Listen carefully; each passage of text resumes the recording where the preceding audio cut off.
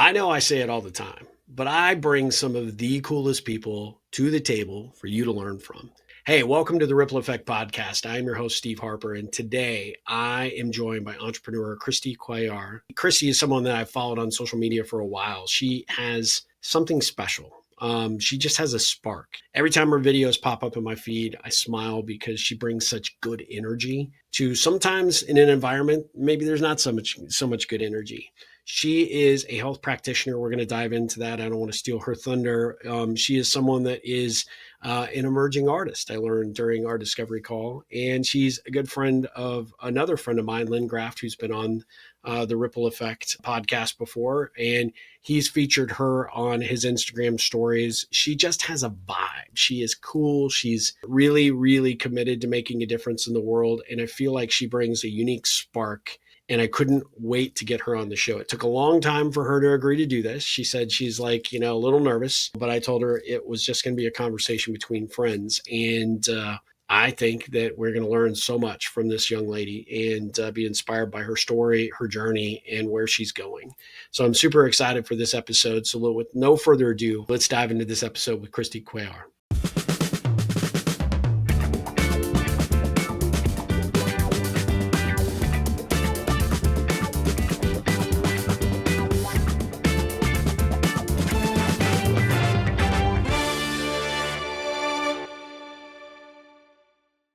So, Cristi, welcome to the show. How are you doing? Thank you. I'm doing great. I'm so excited to be here. I'm a little nervous. I would say like being on a podcast is a little scary for me, but I'm also so excited. Thanks You for couldn't having have me. come to a better place. We're friends here. It's all good. So there's no reason to be nervous or scared or anything. Okay, great. I would like to start with one of the reasons I reached out to you. One of the things that I said in your intro is somehow, some way, I think it was because of Lynn Graff that I started following you when he featured you in a couple of his Instagram stories, and I think you guys have been in a couple of health oriented conferences together.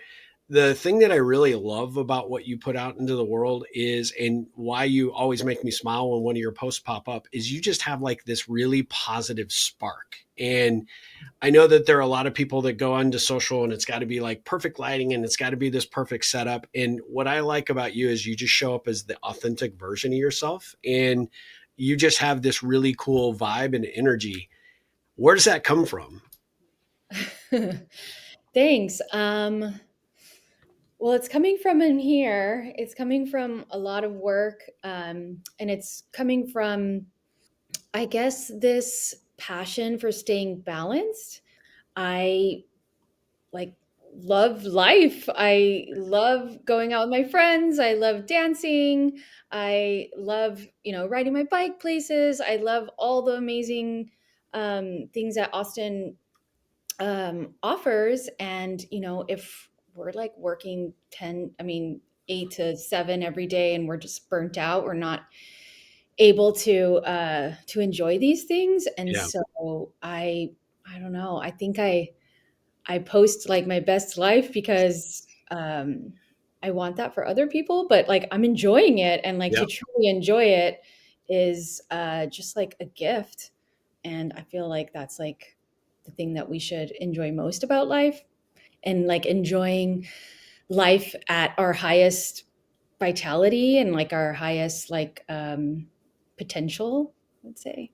Yeah. Well, so that obviously, that's how you live your life. That's how you you choose to follow your path. But obviously, there's some tie-in to what you do from a professional perspective. Obviously, being a holistic health practitioner, give us some sense of what that is, what you do, what you focus on, but really ultimately what led you to do this work.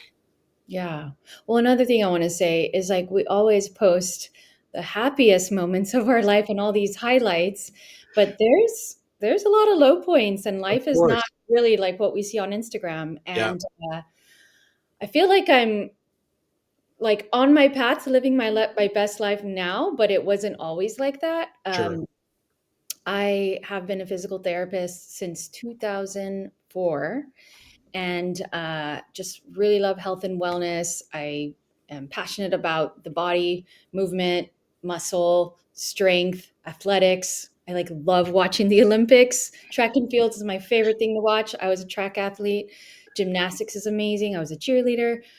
But if our body's not functioning well, we can't really enjoy that. And so, what were you asking? How did I? Yeah, just what led you down this career path? I mean, obviously there was a fascination with, the human body and maximizing performance and getting the most out of these vessels that we've been given. What is it about that level of work that kind of took you down the medical practitioner route? Oh yeah. Well, I tore my ACL in high school, and I got so much attention by being like, a super awesome athlete. Fell off a cheerleading stunt, tore my Oh, ACL, needed surgery. That was like I was so broken, like yeah, inside and out, because I mean, I got all my attention by performing, and who are you if you're not like a high school athlete? Or that was my identity at the time. So I recovered. It was a great story. And then I was, passionate about like passing this on. So I went to physical therapy school and became a PT, loved it. Then I discovered this whole like health model or the physical therapy model that just started draining me out. Um, it felt like a mill. It felt like we were just bringing patients in and out like a factory, yeah, like churning patients in and out, and felt like they were just like prioritizing money, and then they would tell us like what to bill, and then they would put more patients on our schedule, and then I'd get patients that had like bilateral Achilles tendon ruptures, or like mm, recovering from a back surgery, or just had a knee replacement. And can you imagine like trying to be 100% there for one patient that's in pain recovering from a surgery, but then you have to like also pay attention to these other two patients at the sure, same time? It was just like overwhelming. And yeah, so sometimes it weighed down on me because I was so compassionate about my patients that I would get home and be like, oh man, I should have done this, I should have done that. And so mentally, emotionally, I feel like, oh, I wasn't enough. And yeah. um, so little by little, yeah, burnt out because I felt like my wellness wheel, we'll talk about that later, was just not balanced. And in 2016, I got certified in dry needling, which is, I'll explain that later too, but it's the Okay. use of acupuncture needles on the body for trigger points. And it really helped my patients tremendously. Yeah. And just started treating my friends and treating my family, and trying it on my no, I didn't do it on myself. I practiced with my colleagues, and yeah, just got really good at it. And I decided like, hey, maybe this might be my specialty that like kind of brings me out of this insurance based model. And so Yeah. I decided to open up a cash based physical therapy clinic, and started that in 2019, kind of part time. And then the pandemic happened, and there's all sorts of things that happened there. And that kind of launched me into like being really afraid because we didn't know what was going on, but also like really digging deep and being like, hey, this is going to be my only option. And it grew, and yeah, I do it full time. My clinic is called C&C Dry Needling and Physical Therapy, and we specialize in that. We're physical therapists, and I'm just passionate about one-on-one care and just really like educating the patient in all facets and all ways so that they are empowered to like live their best life and get back to performing and being the best athlete version of themselves.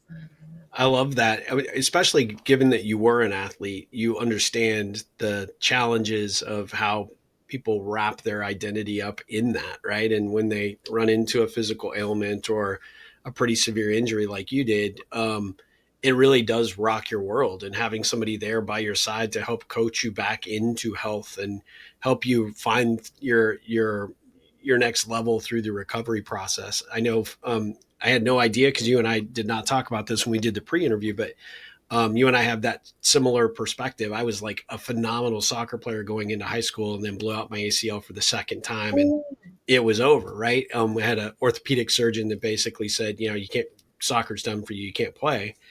And it was, I mean, I could see my path so clearly as to where I was going in sports. And then when the injury occurred, it was like everything in my world just came crashing down, right? Who am I? Do I have any value? I mean, my attention that I got, it sounds like yours was similar as well, is like the only time I got positive reinforcement from family or even my friends was by what I did on the field or through my sport. And I loved it and I was great at it. And then to not be able to do it and be told that, that's it. It really was devastating. It took me a long time. I coached soccer for a long time as an adult, and then started playing, thinking I was just an absolute idiot for doing it. But somehow my knees have continued to work, and it's one of the greatest things that I've done for myself. And I didn't realize when I started playing again in indoor soccer that how much I needed it, because it was just such a important aspect of my physical and my mental release. And as well as I do, right? We all have stressful jobs. We have the weight of the world that we carry on. But when you are able to like move into something that allows you to tune out for 45 minutes and just do your thing, sport, especially any physical activity, can be really tremendous.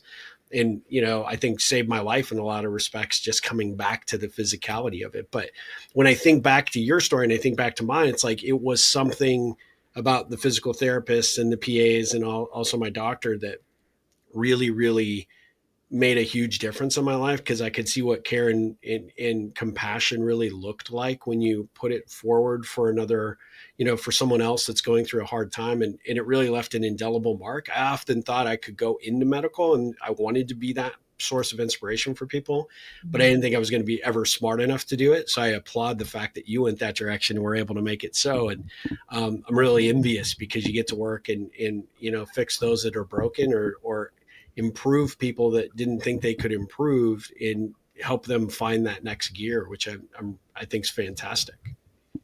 yeah, thank you. Well, at the time that I tore my ACL, there were other women that tore their ACL. And it's funny because I'll talk about like the health of I guess, the female body. We were in ninth grade, passing to 10th grade. And at that time, um, like women are developing, they get their menstrual cycle for the first time. We have our hips start to become a little wider. So then the angle of our femur onto our knee, Yep. onto the tibia is different. And so there were like three other friends that tore their ACL at the same Wow. time. And they came back a lot quicker. And one thing that I remember is that I got a different physical therapist every visit. So I actually wasn't led and I wasn't led well. I was just really lost. And so I remember my dad like taking me to the gym and working me out because my legs shrank and Yep. I swelled up. And yeah, and they came back faster, and so I was just like, "I don't understand." So I think that's why I continued to be, like, inspired to Yeah. become, like, the best my own best physical therapist. Um, and yeah, and that's why I am, like, passionate about, like, the holistic way of Yeah. treating someone because I had this, like, chronic swelling and it wouldn't go away, and, like, later down the road, I found out I had, like, some autoimmune issues and Oh, wow. the gut is like totally related, and so is the mind, the mental, the spirituality, all this stuff. Like the nervous system is really what helps us recover from injury, and Yep. that's another aspect that I like to cover with my patients. And so, yeah. And I love that you've created an environment where you can still do what you did previously, but you don't have the pressure of, not spending the appropriate amount of time with a patient, or the expectation that you've got to see X amount of patients per day because you got a corporate entity that's saying we need to be at certain billable levels, or we have to do X amount for, insurance, et cetera. But that you have said, hey, look, there's a different approach to this. Tell me, what was the impetus? Was it burnout from that model that led you to say, hey, I want to do this on a part-time and then eventually a full-time basis? Or was there, an actual situation that just said, look, yeah, I'm done. I don't want to do that anymore. I know what I want to do because I can do it better. Both. Okay. So one thing, my patients were coming in and they were just like, my doctor says I'm fine. They just gave me some pain pills, but my back still hurts and I don't understand what's going on. And like the only answer they had was to take Tylenol Yeah. or More muscle meds. Yeah. relaxers. But I wanted to evaluate them in a holistic way. We like muscle tested every single muscle. I look at their lifestyle. I looked at, there was this one guy that I asked him how much water he drank, and he said he doesn't drink any water. He only drank coffee. So I said, hey, I want you to drink 3 liters of water. And then like the next visit, he was like, my back pain is gone. It was so funny. There's just Wow. simple things like that. Anyway, I believe that patients should be assessed in a deeper way versus just like subjective symptoms. And then, yeah, so again, like the quality one-on-one care is very important. And then, yeah, the other problem was that I was just burnt out. There, women have different hormones, and some weeks we can work like a 40-50 hour week, and other weeks we need to be like a Yep. little slower in our day. And I think that was really calling me because I had other health issues come up, and I was just like, I need more time for self-care. So how can I creatively structure my life that I could take care of myself, but also like come out, be able to take care of other people in my highest version of myself. So I love that. Is there a way that you look at what you do today that helps, that maybe you could explain to my audience why you go this route and why you do it the way that you do it, and why they should be asking these second level questions to their doctors and or seeking out someone to, to treat them like you? Because my my impression, both from my own experience as well as I'm going through it with my 90-year-old dad, is that whole treat 'em and street 'em kind of mindset that happens to pervade the whole medical kind of arena is, I mean, it's alive and well. And if you're not your own advocate and you're not like seeking out your own information and looking at alternative ways, you can really get sucked into the cycle of, this is never going to get better. It's a chronic issue, or it's a, you need to be on meds the rest of your life. There's all these things that, the medical institutions sort of want to kind of pitch you that, you and I know others that I've talked to that are in this space say like, no, no, no, there's a much different story that can be told here, but it does take, being your own advocate, seeking out,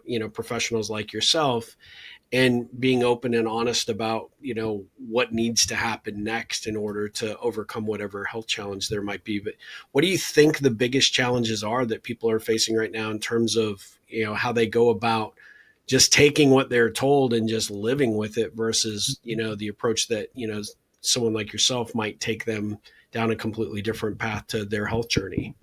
yeah, I want to say again that it's patient education. Again, going back to the health model that America has, it's like Yep. have 10 to 15 minutes with their doctor, and the doctor doesn't have a lot of solutions. The doctor is going to tell them go to physical therapy, don't go to physical therapy, but maybe has a list and you pick one maybe, or they give them the pills, or they say you're getting old, or whatever. Like, but what I think the patient should focus on is how to heal. And there's different aspects to healing. There's the nervous system, there is therapeutic movement, there is the gut and how you're absorbing nutrients, how your chemistry is. If your mineral levels are off, Yep. your cells are not working well, respecting yourself, like actually taking the time to do the things that are the most therapeutic for you. And then, well, did we talk about injury? Because injury is all about repairing soft Sure. tissue. Yep. There's just so many aspects to injuries. Some injuries, I mean, I don't know, like if you have carpal tunnel or something, you could maybe get a cortisone shot and not have to get surgery. But also, there's other ways to heal it, as in stretching fascia, doing certain exercises. There are some people like that need surgery, but most of the time, the body has so much capacity to heal on itself. But I would explore all options. I love that. I think it's a super big reminder for our audience that you have to be your own advocate, because like you said, the max that you're getting is 10 to 15 minutes with your doctor, and they're really not all that invested in what they're seeing. They may look at your chart like for half a second before they enter the room, but the difference, I think, in what I know to be my own experience through the traditional Western medicine approach versus working with someone like yourself or a holistic health practitioner, is that a doctor's looking at like one little thing, and you guys come in and you look at it from a holistic perspective, like what's going on.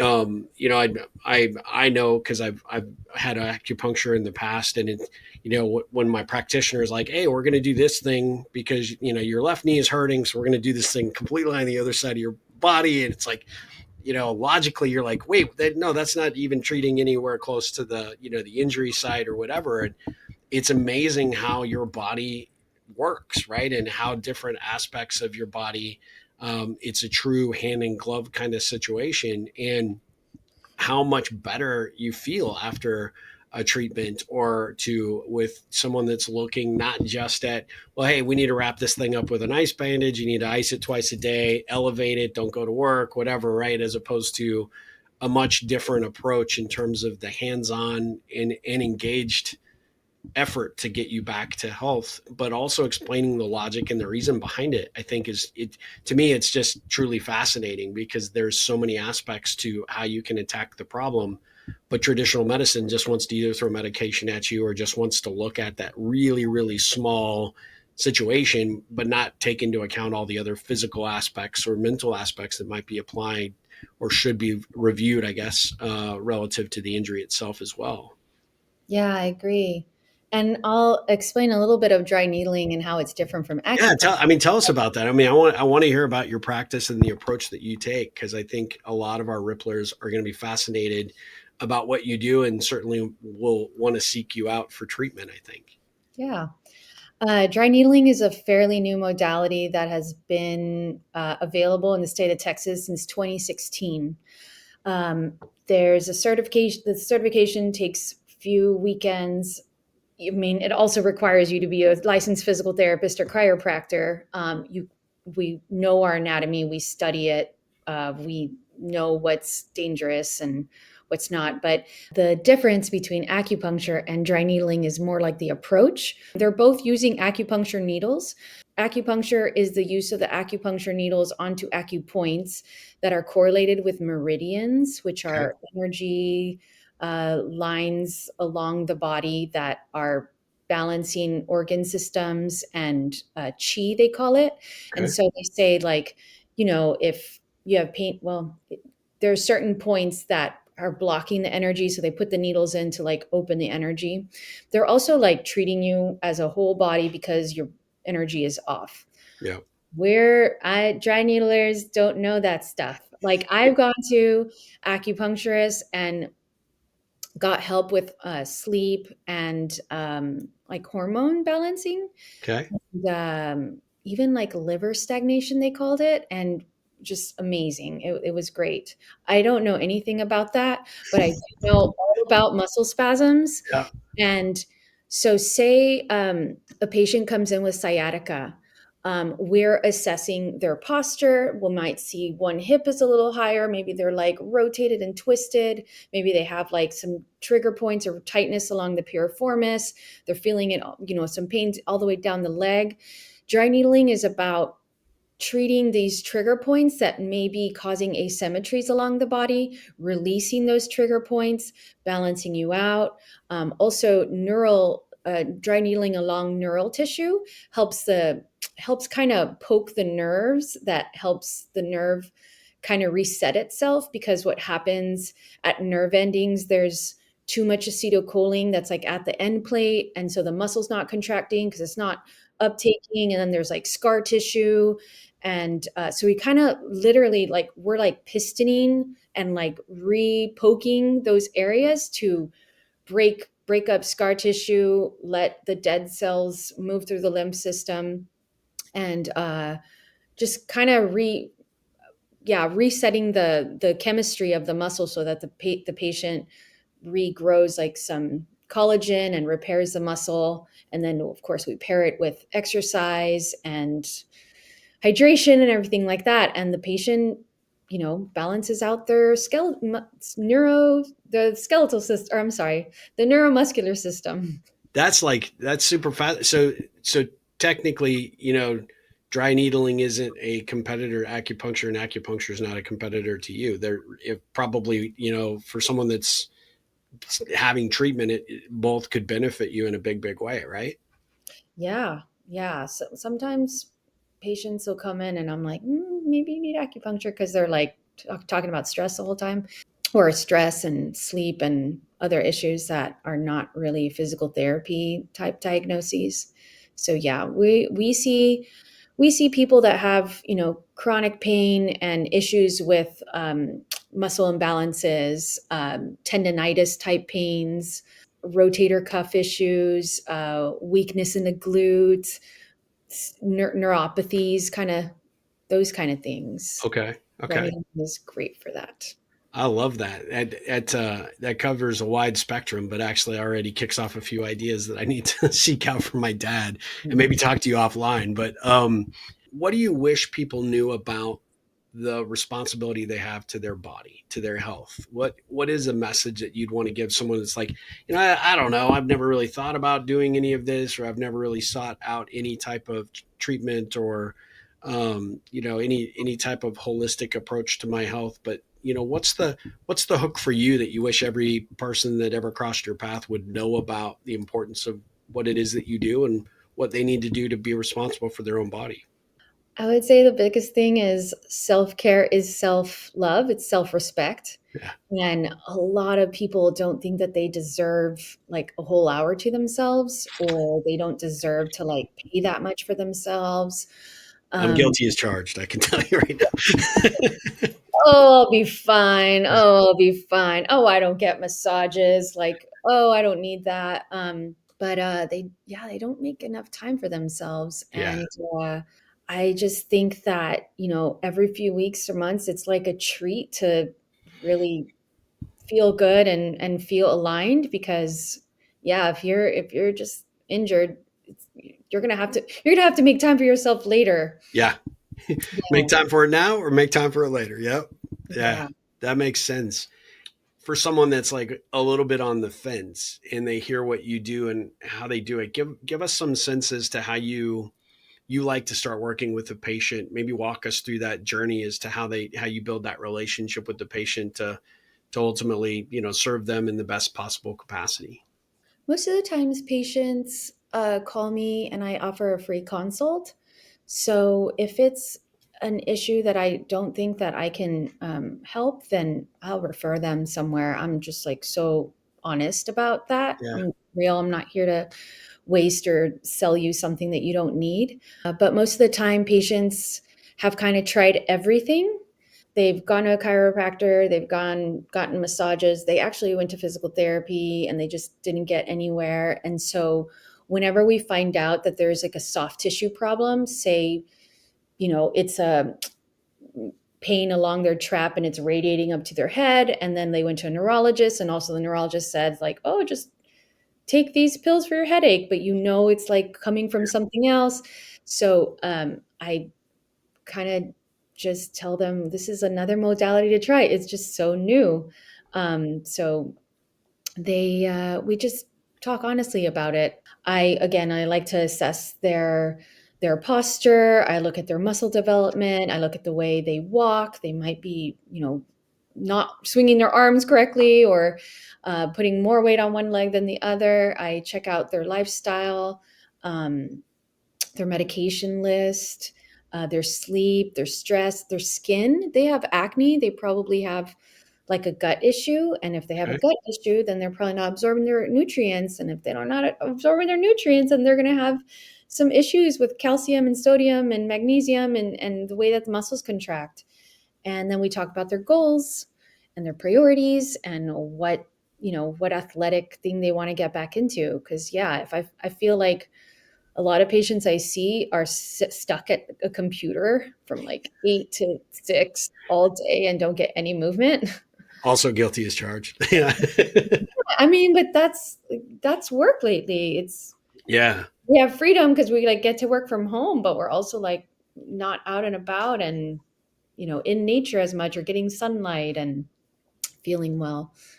I love the approach that you take. I can see why people seek you out and have such good experience with you because you are so patient and kind. One of the things I wanted to give you credit for that you just recently did on Instagram, which is what's your fascia? Hopefully I'm saying that correctly. What's your fascia telling you? And I loved how you did the voiceover and you walked people through sort of the idea and understanding of what that is. But maybe you could elaborate, as just a kind of a place to give some additional insight to the type of work that you do. Well, I mean, I'm passionate about the nervous system. I think I like drew out like a little like life wellness, like a wellness wheel. And there's all these different aspects to having like a balanced, happy life, which is like your physical health, your professional life, your relationships, your spirituality, the emotional part of you, and the mental part of you. But if those are not even, or one's like taking up too much space, your nervous system gets overwhelmed. Yeah. And most injuries happen because the nervous system just can't take anymore. And so I am passionate about the nervous system being balanced. Most of we're like driven to stay in sympathetic mode because like society tells us to be like go go go go, productive productive.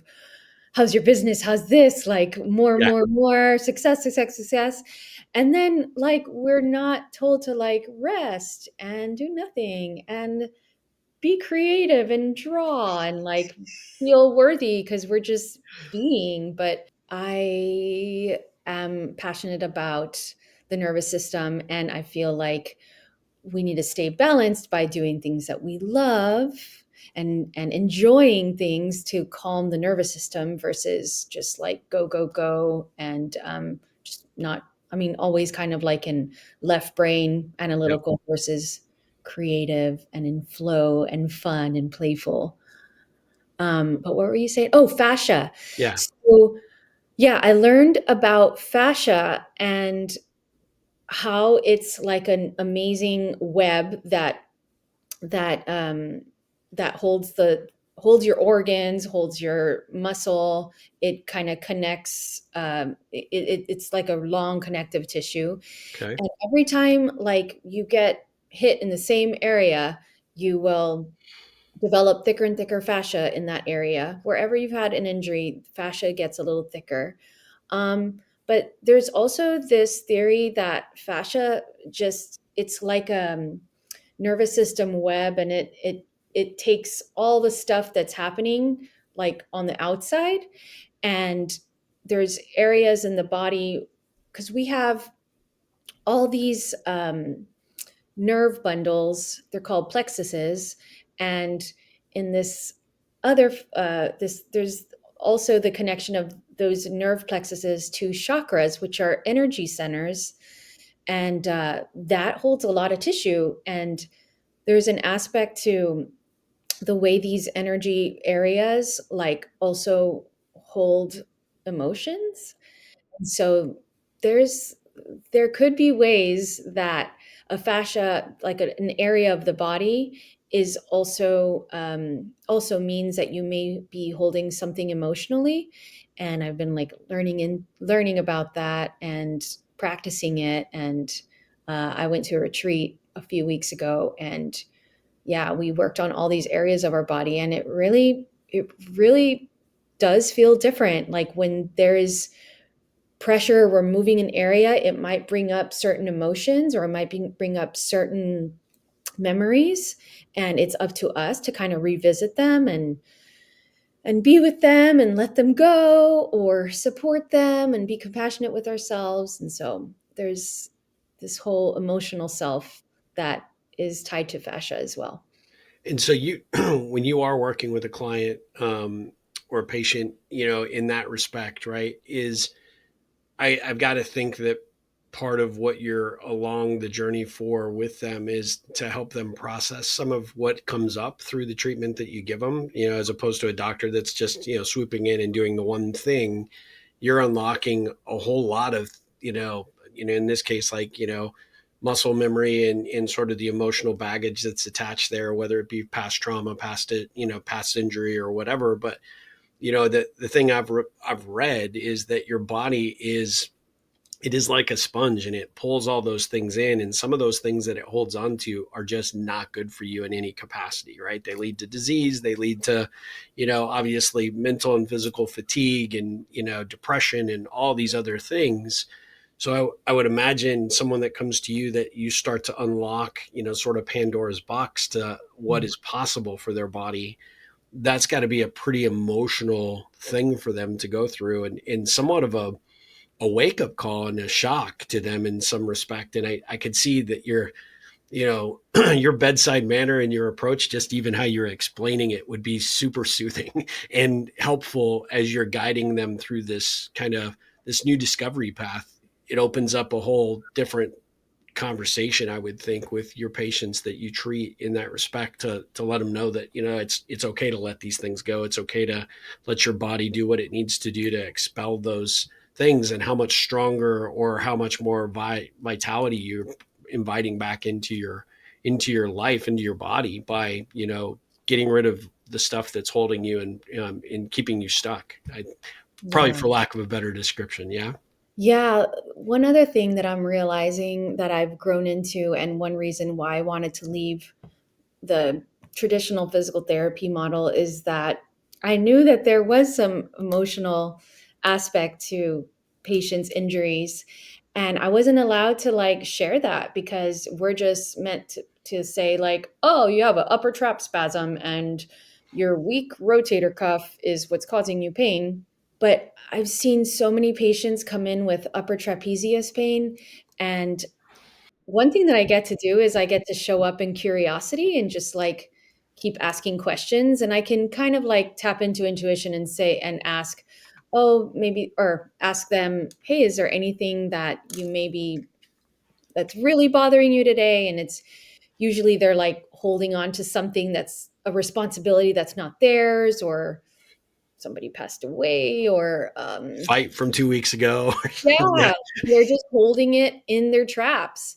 And so I give them the space to like talk about it and like, try to upgrade and like let things go and totally surrender, and just have a safe space to like talk about it and let it go, and then just, yeah, metaphorically just be with it and give yourself the space to like upgrade Yeah. and move the energy out. Again, like there is so many aspects to health and injury, and I feel like people need to also take care of their emotions when they're healing an injury, for sure. Yeah. I love that. I love your approach. I can see why you're super successful at what you do. I guess, as we think about like your model that you created, right? The wellness wheel, is that what you called it? I think Yeah, I mean, the wellness wheel is what I live by. is what you live by. Is that the model that you use to treat a patient and help educate them about the various aspects of what else they could be looking at and what else they should be doing for themselves on their, call it a health improvement journey, I guess, is probably the best way to describe it. Yeah, I have this 5R sheet, 5R method. Okay. The first is resetting the nervous system, because their nervous system is off, and the nerves and the muscle most of the time are not um, communicating well. So that's the first thing. The second thing is restoring the tissue with healthy movement. So it's finding an exercise that is stabilizing the joints, and it's not um, exhausting them even more. It's like balancing their energy. Most people think that they just need to go to the gym and do like heavy weights or do cardio, but there's actually exercises that can help regenerate energy and like balance the fascia and strengthen the joint and still like burn calories, but not break down the tissue more than it's already broken down. And number three would be repairing the soft tissue, because repairing the soft tissue with maybe massage after dry needling, um, cupping, collagen, protein, sleep, because sleep is how you get your HGH and repair tissue. And then number four would be replenishing the gut and making sure that you're eating all the right macros and hydrating and maybe vitamins because you may be off. And then number five is respecting yourself. And again, it's the time, because like if you need this exercise, if you need to be doing this exercise to like improve your posture, and then you go back to just not doing it and not giving yourself the time, you're going to go back into the injury. So I feel like it doesn't take a lot to find the best self-care tools for you, but just find those few self-care appointments and like keep up with them. I love your model. I think the 5 R's really are, it's a fantastic way to frame it. And really, it gives, I think, some insight as to the level of practitioner that you are and why people would want to be along this journey with you. Cause I think you make it sound easy, achievable. And even, when they take the backslide a little bit, you're there to kind of coax them back onto the track and make sure they keep going in the most positive forward progress that they can make for themselves. I think that's awesome. It's very obvious to me why you're good at what you do, and I hope everybody's kind of sensing this throughout the interview. And certainly, we're gonna cover this at the very end and make sure that we get your contact info so people who are intrigued about maybe setting up an appointment and learning what you can bring to the table for them, we'll make sure to get them that information. At this general stage, like in our interview, I could talk to you all day because I am just incredibly fascinated, and you are really, really an amazing entrepreneur and health practitioner on your own right. But I always like to shift this interview at this stage of the interview and finish it up with a few Ripple connection questions. They're fun to ask and kind of fun to answer if you're game for it. Okay. I saw that big, like, oh, I don't know what's coming. Okay, Yeah, exactly. I'm going to throw a softball question to you. Okay. Why are you a badass entrepreneur? That's Uh, not a softball question. oh my gosh. I love freedom and love play, and I want to live my, healthiest, happiest life, and just really aligned with my vision of like community and self care, and just really impacting the world in the best version of myself. And so I'm an entrepreneur so that I can, take care of myself and love myself in the best way possible. That's awesome. I love that. What did the 7-year-old Cristi want to be when she grew up? The 7-year-old Christy want to be an artist. Do you see back here? I These are do. We were going to touch base like on that. So I've got a question, but tell us about the art. I mean, that's like, is that something you've done forever, or is that something you've always wanted to do? yeah, in Obviously, since seven, right? yeah, when I was 7, I was making jewelry, and I remember I'd No like kidding. make these awesome bracelets, and like people wanted to buy them off me, and I'm just like, "What? That's oh, really?" And I loved fashion design, and I don't know, I just was like really into arts and crafts. And then I think I like got into some art contests and stuff. And then around college is where like art was like not priority, right? You just Yeah, got to pass all your classes. So I cut it off, and then became a PT, and also like it was just no time. no Yeah, time. So I recently got back into it like 5 years ago, and it's like just the best medicine for me. Art is my healing. I love that. And you do a phenomenal job. Obviously, the pictures in the back that you're kind of highlighting. I'm just blown away with your talent. What's your go-to medium? Is it painting? Is it drawing? Is it mixed media? What's your jam, or what are you into right now that really kind of fills your bucket? This weekend, since there was like a so much rain and Yeah. nothing to do on July 4th, I got into I call it mixed media. So it's Okay. a mix of acrylic, and then I used some like physical flowers and glued them onto the canvas. I also did alcohol inks that this Oh, paper really? there is Okay. alcohol Oh, ink. that's beautiful. Yeah. Yeah, thanks. And then I also got a sewing machine last year, so I've been kind of like recreating outfits and just I don't know, playing with sewing. It's been That's really awesome.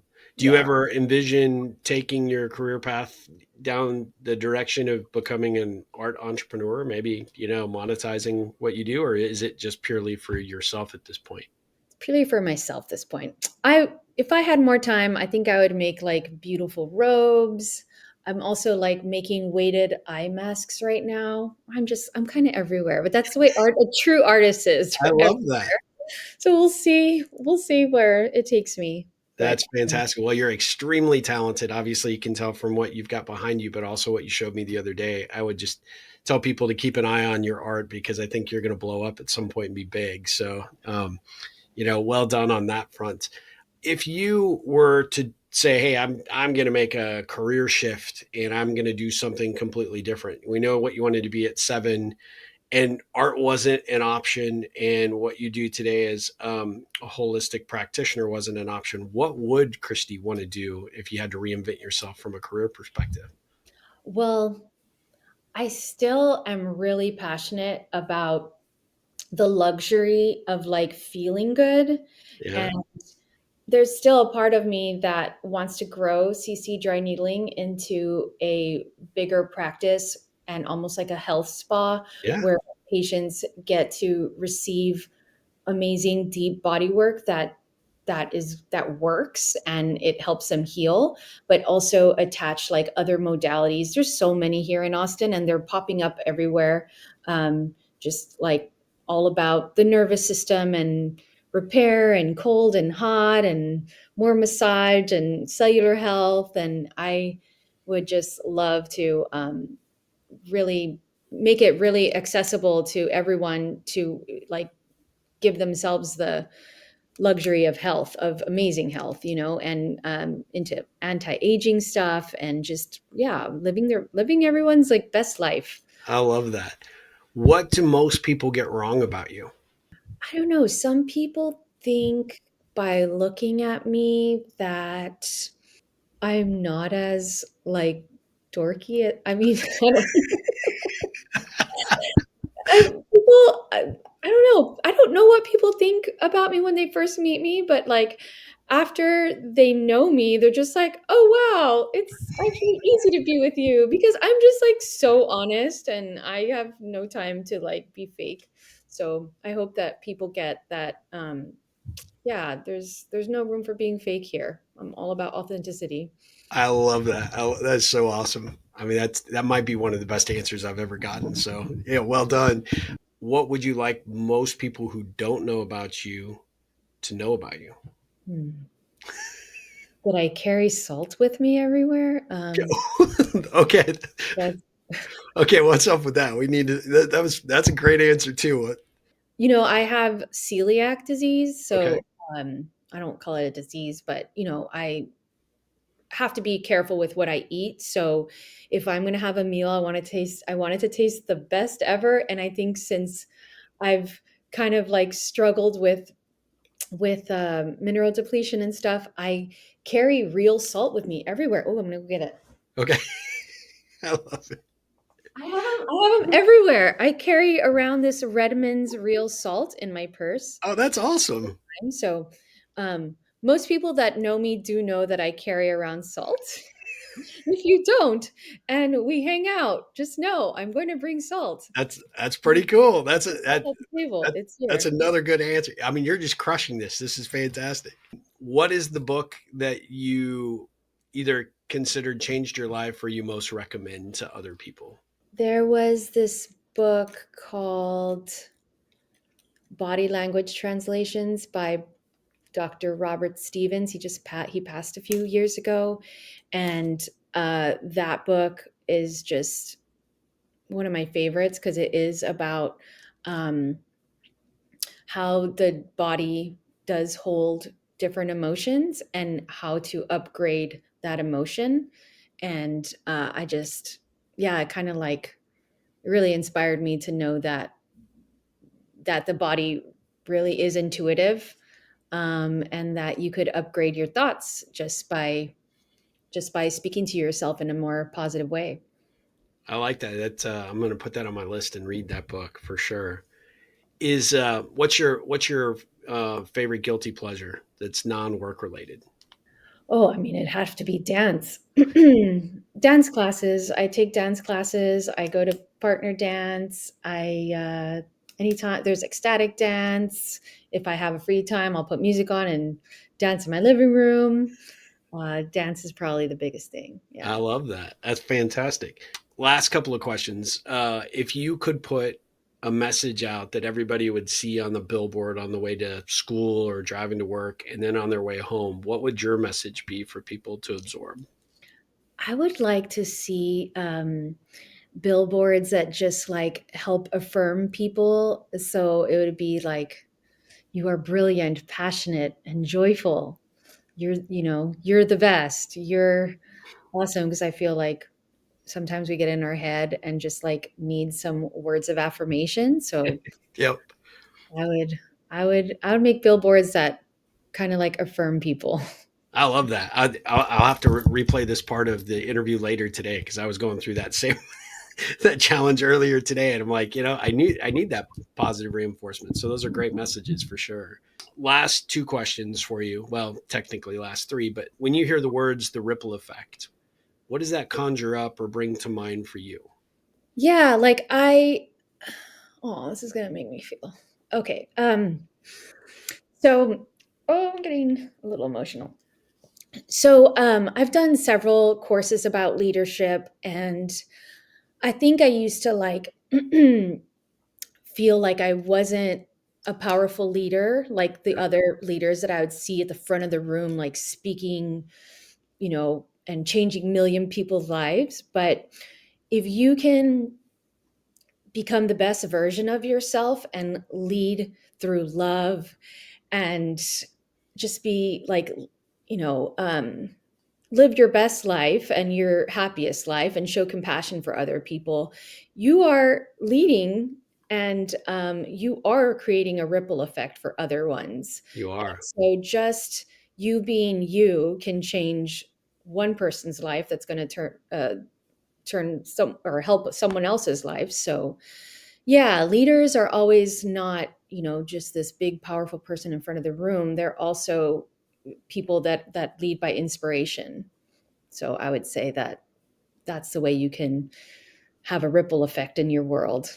You are what I call a rippler, which is what first attracted me to your posts anyway, just because of your positivity. Like I said, that spark of inspiration, and just you can see in your eyes and in your overall spirit, even if it is in a 2D world when you're looking at it on Instagram, that you're doing the work that you are really destined to do.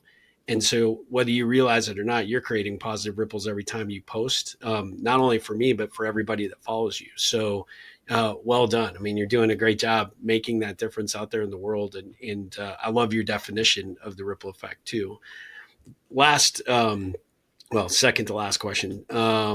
What kind of ripple could I be looking? What positive ripple could I be looking to create for you? I mean, you just being curious and inviting me to be on your podcast. I think that was like a huge step because we didn't know each other. Yep. Lynn is so awesome. So it makes me appreciate also the work that I've done. We were in a Joe Dispenza workshop together, upgrading our energy, and it was great. And so I just love the power of community and how everyone knows each other. And so, what would I say? I just say, like, keep in touch because I really enjoy. I enjoy your positive. Um, your positive, uplifting words as well. We had to reschedule this appointment because I was going through some stuff last week, and you sent me like a really uplifting note, and I appreciate that. And I just really appreciate how we show up for each other, and there needs to be more of that in the world. Uh, Well, I am. You're stuck with me as a friend now. So whether you like it or not, I'll sign up. I'm all in 100% to help support you any way I can, and always look for some ways. Even during this interview, you kicked off a few thoughts about people I need to introduce you to and that need to know about your work. And I want to cascade that ripple out as far as we possibly can because the world needs more good people like yourself. And so I'm so grateful that our paths have crossed. You agreed to do this, and I know you were a little bit nervous about doing it. It's like, who is this guy? Why is he bothering me about getting on a podcast? But I'm grateful you did it because I knew it would be awesome. And you definitely did a great job today. So thank you for that. I guess my last question that I would ask you is what's the best way for our audience to follow you or interact with your work or even, figure out how to get an appointment, to have you take a look at what's going on with them health wise? Yeah. My website is ccdryneedling.com. Easy, CC, and then dryneedling.com all together. And then my Instagram is CC Dry Needling. I have a personal Instagram, my first name underscore last name. And somebody told me that I should have them together, but I think I like them separate too Yeah, I because think it's good the way you do it. Yeah. Yeah. there's so much more depth. I mean, to me, I'm not only a dry needler, Yeah. but our business, that's the best way to get in touch with us. I have a team of practitioners. They are the best, and again, we like offer one-on-one physical therapy. And dry needling is one of the best modalities, but there's all these other aspects that we want to cover one-on-one with our physical therapy patients, and that's what we offer: high quality one-on-one care. I love that. And you're based in Austin. Where's does the practice go to patients or do you have a central location that they come to you or? Yeah, we're based off, we're on South Lamar by Okay. Matt's El Rancho, Okay. and we do offer concierge home visits. It's kind of like by request. It's on the Sure. website, but I have a few, yeah, high level patients that I see, and I visit them in their home. Well, I mean, being close to Matzo Rancho that's a great, Who doesn't want to go to anybody that that comes to area, right? Austin or is in Austin knows that place. So that's a good location to be in for sure. Well, Yeah. Cristi, I am so grateful for the time. I really, really, really enjoyed this. I was looking forward to it. You delivered and then some. So I'm so grateful that you agreed to do this. And I can't wait for the next conversation and to find some ways to, maybe, continue to promote your work in any capacity that I can. So, thanks for your time today. I really appreciate it. Thank you. Thanks so much for this time. I'm so glad we did it. Awesome. Well, guys, we're going to be back with another episode of the Ripple Effect podcast. In the meantime, definitely check out all the links that we'll have in the show notes for Cristi and, follow her. You will not be disappointed. She's amazing. She will definitely brighten your day every time she makes a post and you're going to learn a lot along the way. So I highly encourage it. But until then, Cristi, thanks again for your time. And as always, ripple on. Thank you. Ripple on. Awesome.